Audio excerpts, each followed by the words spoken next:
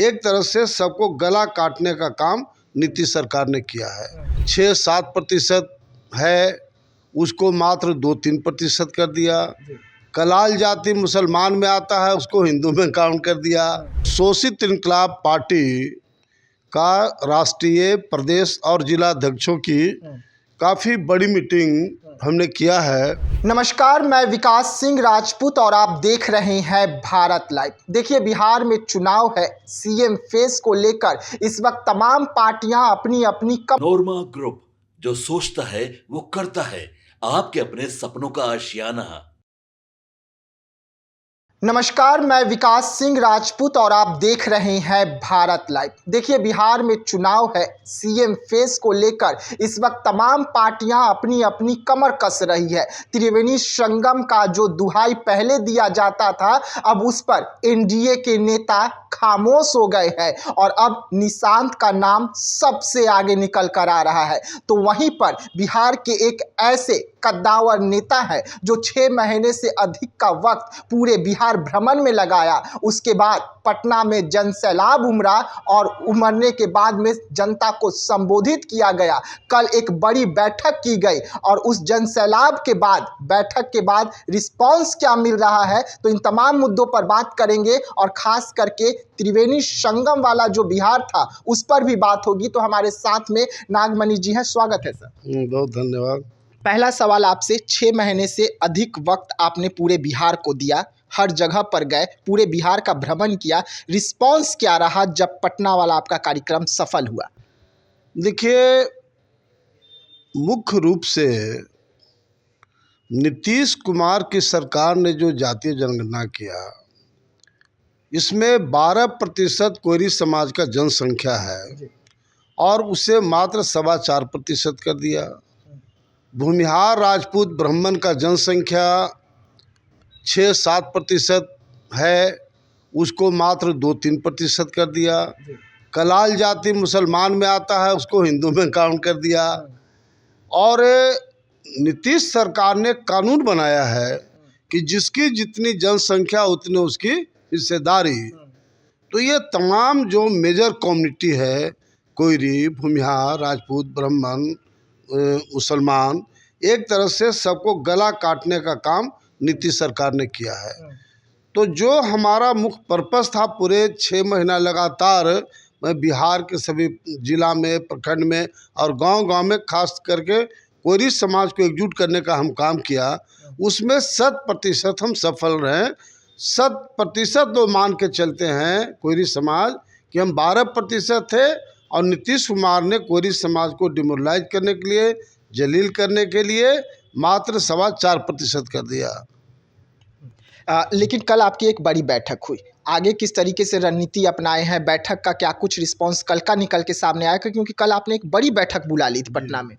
कल शोषित इनकलाब पार्टी का राष्ट्रीय, प्रदेश और जिला अध्यक्षों की काफ़ी बड़ी मीटिंग हमने किया है। और चूँकि 6 महीना तो कोयरी समाज को संगठित करने का काम किया है, अब 100% मेरा फोकस शोषित इनकलाब पार्टी को मजबूत करने के लिए हमने मीटिंग किया है और 8-10 प्रमुख लोगों को राष्ट्रीय कमेटी में, प्रदेश कमेटी में और कुछ जिला अध्यक्ष भी मैं बनाया हूँ। तो अब पूरा मेरा फोकस इस बात के लिए है कि शोषित इनकलाब पार्टी को मजबूत करें, ये हमारा खास फोकस रहा। एक और सवाल रहेगा राजनीति से जुड़ी हुई। बिहार की अगर हम बात करें तो मुखिया नीतीश कुमार 2005 से लगातार बनते आ रहे हैं, चाहे महागठबंधन के साथ हो या एनडीए के साथ हो। लेकिन इस वक्त 2025 का विधानसभा चुनाव नज़दीक आ गया है। त्रिवेणी संगम पर लेकर तमाम लोग खामोश हो गए हैं, यानी कि एनडीए के ही जो नेता हैं वो खामोश हो गए हैं, अपना अधिकार मांग ही नहीं रहे हैं और नीतीश कुमार के बेटा का नाम सबसे आगे आ रहा है सीएम फेस के लिए। देखिए, ये हमारे पुरोधों ने, हमारे जो पुराने खानदान के बड़े नेता, मेरे पिता अमर शहीद जगदेव प्रसाद, यादवों के नेता राम लखन सिंह यादव, कुर्मी के नेता, सब मिल करके आपस में तय किए थे कि भाई चूँकि सबसे ज़्यादा पॉपुलेशन यादव का है, इसलिए बिहार का मुख्यमंत्री यादव बने। उसके तहत लालू प्रसाद यादव बिहार के मुख्यमंत्री बने। दूसरा नंबर कोयरी समाज का आता था, लेकिन चूंकि नीतीश कुमार जी बड़े भाई थे और केंद्र में रेल मंत्री थे, हम लोगों ने सब लोग मिल करके बाबू नीतीश कुमार को बिहार का मुख्यमंत्री बनाए थे। और आज मुझे जान के आश्चर्य लगता है कि आज नीतीश कुमार के बाद कौन, उसके बावजूद भी कोयरी समाज का नाम नहीं आ रहा है। और ऐसे लोग का नाम आ रहा है जो ABCD का उसको ज्ञान नहीं है। इसको कोयरी समाज और बिहार की जनता टॉलरेट नहीं करेगी। खास करके हमारा कोयरी समाज, बिहार में 1.5% मात्र कुर्मी का वोट है, हमारा 12% है। और हमारे पुरोधों ने, हमारे खानदान के लोगों ने तय किया था कि यादव, कोयरी और कुर्मी त्रिवेणी संघ लोगों ने बनाया था और तय किया था। आज अगर 2005 में कोयरी समाज से मुख्यमंत्री नहीं बनता है, तो ये जो हमारे पूर्वजों ने जो तमाम तीनों समाज को एकजुट करने का काम किया था, उनको काफ़ी तकलीफ़ होगा।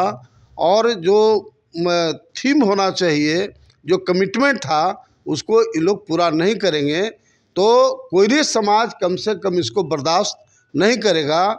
जो लोग नीतीश कुमार के जुहुजरी में लगे हुए हैं, वो उनके मुंह में दही जमा हुआ है, बोली नहीं निकल रहा है, और दिन और रात नीतीश कुमार जिंदाबाद, नीतीश कुमार जिंदाबाद, ऐसे तमाम नेताओं को कोयरी समाज टॉलरेट नहीं करेगा।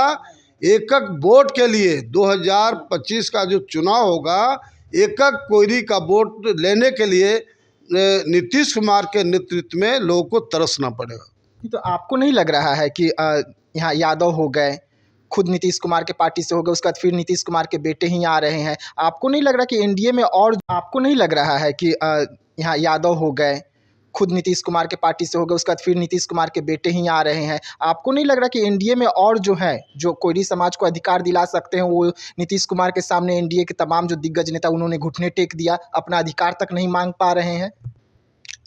देखिए, नीतीश कुमार का दिन और रात इन लोग चमचागिरी कर रहे हैं, और चमचागिरी करने वाला आदमी लड़ाकू नहीं होता है, जुहुजरी करने वाले लोग होते हैं। इसलिए इन लोगों से कोई आशा उम्मीद नहीं है। बिहार की जनता और हमारा कोयरी समाज समय पर कोई न कोई कदम ऐसा उठाएगा जिससे 2005 में जो विधानसभा का चुनाव होना है, उसमें कोयरी समाज से बिहार का मुख्यमंत्री बने। वक्फ बोर्ड बिल को लेकर काफ़ी ज़्यादा इस वक्त आक्रोश देखने को मिल रहा है। तमाम विपक्ष और जो सरकार के नेता हैं, वो आमने सामने हो गए हैं। आपके साथ भी एक बड़ी बैठक हुई है वक्फ बोर्ड बिल के लेकर, क्या कुछ तैयारी चल रही है आपकी इस बिल को लेकर? देखिए, all India Muslim personal law board और इमारत शरिया दोनों के तत्वाधान में 26 तारीख को महा धरना का आयोजन किया गया है। कल ही शोषित इनकलाब पार्टी में हमने फैसला किया है कि इसमें बिल्कुल हम लोग को जाना चाहिए, और शोषित इनकलाब पार्टी उस धरना में जाएगा, क्योंकि ये बहुत ही गलत परिपाटी हो रहा है। आज अगर बीजेपी की सरकार है तो मुसलमान को क्रश करो, कल अगर सेकुलर पार्टी की सरकार बनेगी तो हिंदू को क्रश करो। ये बहुत ही गलत टेंडेंसी है। आप वक्फ बोर्ड का जो ज़मीन होता है, आप लोग को आपके लोकप्रिय चैनल के माध्यम से बताना चाहते हैं, बिहार के बहुत कम लोग को नॉलेज इस बात का है कि वक्फ बोर्ड का जो ज़मीन है, वह जो मुसलमानों द्वारा जो दान दिया गया था मस्जिद बनाने के लिए, मदरसा बनाने के लिए, वो ज़मीन है। यानी मुसलमान का रैयती ज़मीन है, ये सरकार की ज़मीन नहीं है। इसलिए ये जो वक्फ बोर्ड संशोधन बिल है, वो बहुत ही निर्णायक राजनीतिक कदम उठाएगा। और मैं खुद जो दिल्ली में 17 तारीख को जंतर मंतर पर जो मीटिंग हुई थी, धरना हुआ था, उसमें हम लोग दल बल के साथ वहाँ गए थे और बड़ा स्पष्ट निर्णय हुआ है कि ये जो वक्फ बोर्ड संशोधन बिल के खिलाफ अगर नीतीश कुमार और चंद्रबाबू नायडू अगर नहीं गया तो वो फरमान जारी होगा चुनाव के टाइम में, एक वोट भी मुसलमानों का इन लोग को नहीं मिलेगा। हम समझते हैं नीतीश कुमार जो अपने आप को सेकुलर नेता कहते हैं, इसमें नीतीश कुमार का औकात पता लग जाएगा, उनका टेस्ट हो जाएगा कि वास्तव में सेकुलर हैं कि सांप्रदायिक हैं। आपने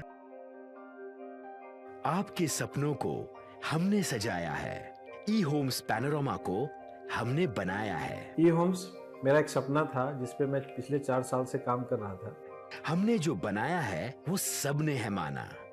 ई होम्स पैनोरमा में हो आपका भी आशियाना।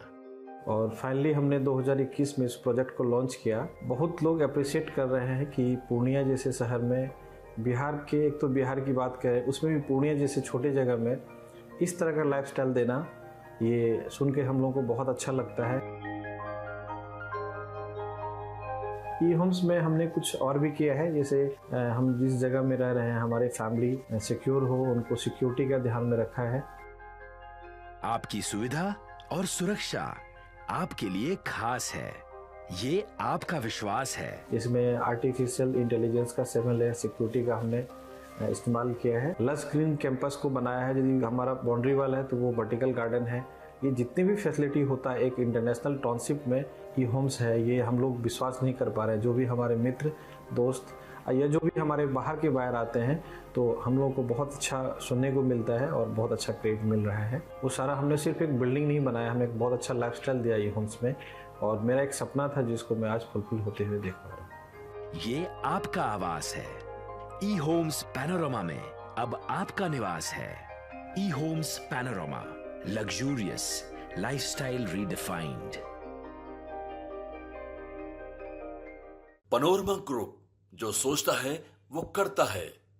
अगर ये वीडियो पसंद आई और वह बिहार के राजनीति और बिहारियत से सरोकार रखेनी तो सब्सक्राइब बटन दबा के चैनल के सब्सक्राइब कर ली। ओजे एगो घंटी बा, ओकरा बटन दबा देला से कुल सटीक और मारक खबर रुआ मुफ्त में मिल जाई।